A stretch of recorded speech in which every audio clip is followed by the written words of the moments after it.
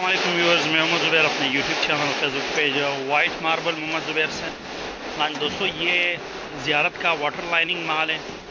Grey में water lining, बहुत खूबसूरत लाइनिंग शेड इसमें आ रहा है। इसका ये लाइनिंग शेड आप लोग देख सकते हो, इधर क्रिक की हुआ सर। अगर आपको ज़ियारत में इस तरह वाटर लाइनिंग में चाहिए, वाइट ग्रे माल चाहिए, इंशाल्लाह हमारे पास अच्छी खासी क्वांटिटी में अवेलेबल है। इसका ये शेड देखिए, बहुत खूबसूरत लाइनिंग शेड में इसमें तकरीबन कोई 500 स्क्वायर फुट तक का 12-24 है और 100 फुट तक का इसमें 12-12 अभी लोड हो रहा है।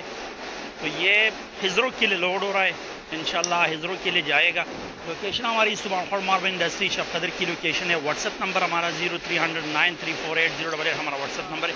ये माल देखते सारा एक ही शेड का है, बिल्कुल 100% सेम टू सेम शेड में आ रहा है। बहुत खूबसूरत माल, जिसमें थोड़ा बहुत क्रैक वगैरह आ रहा है तो हम छांटी करके निकाल रहे हैं।